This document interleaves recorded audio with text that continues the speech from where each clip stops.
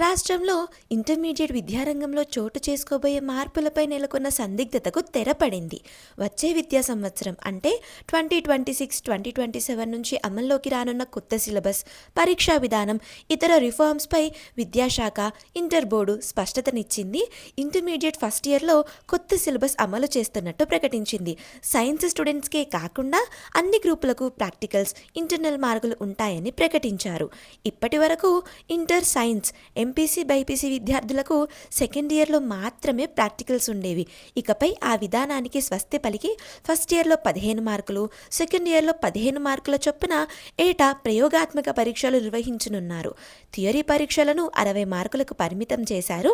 ఇక maths 1A, 1B విద్యార్థులకు పెద్ద ఊరట లభించింది.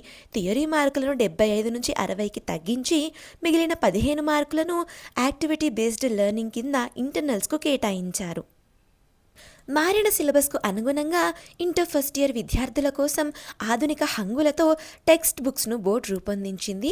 ఈ పుస్తకాల్లో సబ్జెక్ట్కు సంబంధించిన క్లియర్ డయాగ్రామ్స్, అదనపు సమాచారం కోసం నాలెడ్జ్ బాక్సులు, క్యూఆర్ కోడ్లు, సిమ్యులేషన్ వంటి ఫీచర్లను చేర్చారు.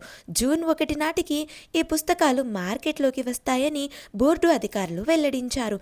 ఇప్పటికే ఇంటర్ అడ్మిషన్స్ ప్రక్రియ ప్రారంభమైన నేపథ్యంలో విద్యార్థులు ఈ మార్పులను గమనించి గ్రూపులను ఎంచుకోవాలని అధికారులు సూచించారు.